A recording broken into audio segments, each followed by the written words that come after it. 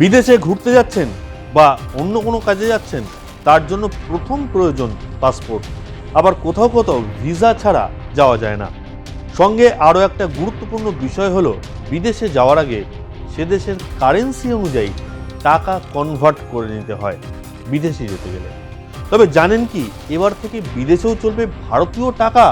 শুধুমাত্র একটি দেশের ক্ষেত্রেই ভারতীয় মুদ্রায় বিশেষ ছাড় দেওয়া হয়েছে। একটা নির্দিষ্ট অঙ্ক পর্যন্ত ভারতীয় টাকা সঙ্গে রাখা যাবে। কোন দেশে গেলে মিলবে এমন সুবিধা? 100 বা তার কম টাকার নোট চলতো, তবে 200, 500-র ক্ষেত্রে ছিল বিধিনিষেধ। এবার সেই নিয়ম শিথিল করা হলো। সম্প্রতি এই বিষয়ে বিজ্ঞপ্তি জারি করেছে নেপাল রাষ্ট্র ব্যাংক বা এনআরবি। 2016 সালে আগের আমলের 500 এবং 1000 টাকার নোট বাতিল করে ভারত। চালু হয় 2000 টাকা এবং 500 টাকার নোট। এর ফলে নেপালে শুধুমাত্র 100 টাকার ভারতীয় নোট ব্যবহারের অনুমতি ছিল।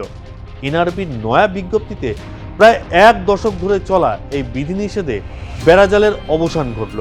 বিজ্ঞপ্তি অনুসারে 2016 সালের 9 নভেম্বরের পর জারি করা 200 এবং 500 টাকার ভারতীয় নোট চলবে নেপালে।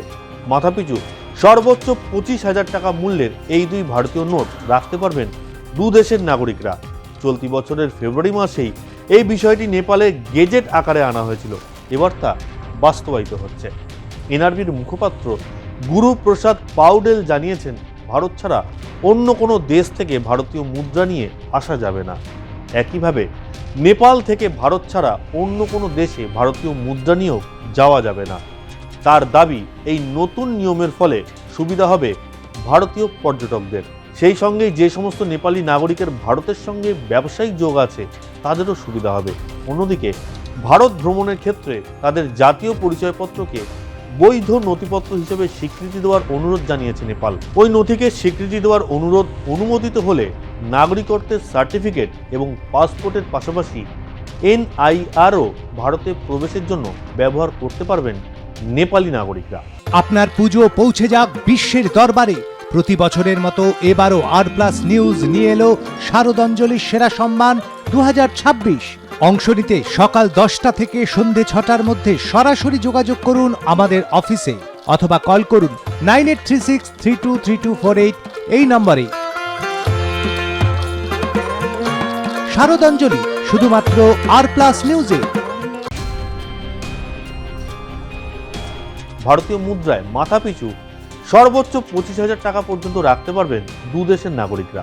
সর্বোচ্চ কত টাকা নিয়ে নেপালে যাওয়া যায়? কাস্টমসকে কিছু না জানিয়ে $5,000 পর্যন্ত নিয়ে যাওয়া যায় সেখানে। এর বেশি অর্থ থাকলে আসার পরেই তা জানাতে হয় কাস্টমসকে।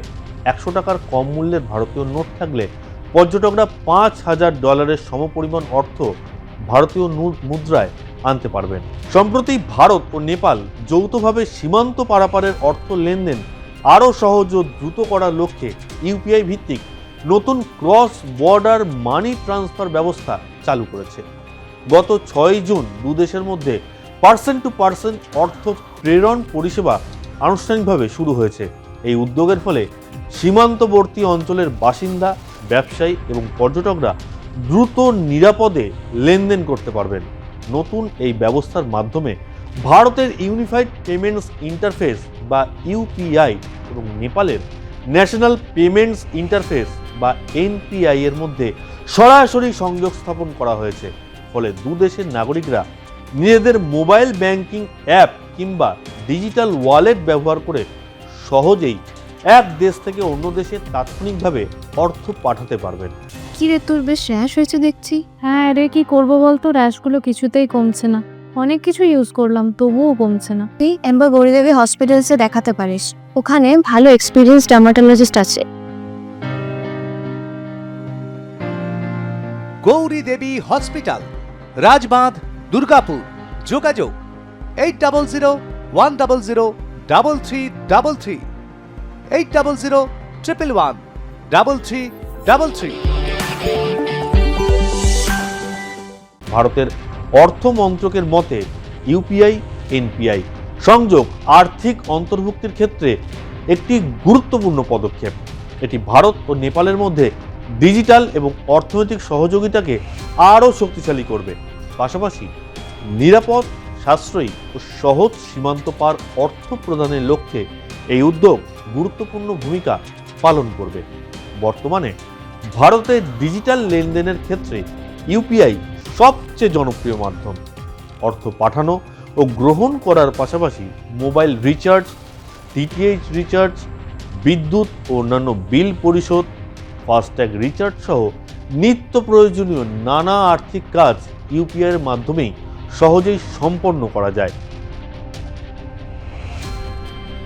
বিশেষজ্ঞদের মতে ভারত নেপালের এই নতুন ক্রস বর্ডার পেমেন্ট ব্যবস্থা ভবিষ্যতে দক্ষিণ এশিয়ার ডিজিটাল অর্থনীতিকে আরও গতিশীল করে তুলতে পারে এবং দু দেশের মধ্যে সাধারণ মানুষের জন্য আন্তর্জাতিক অর্থ লেনদেনকে অনেক বেশি সহজ ও সুবিধাজনক করে তুলবে।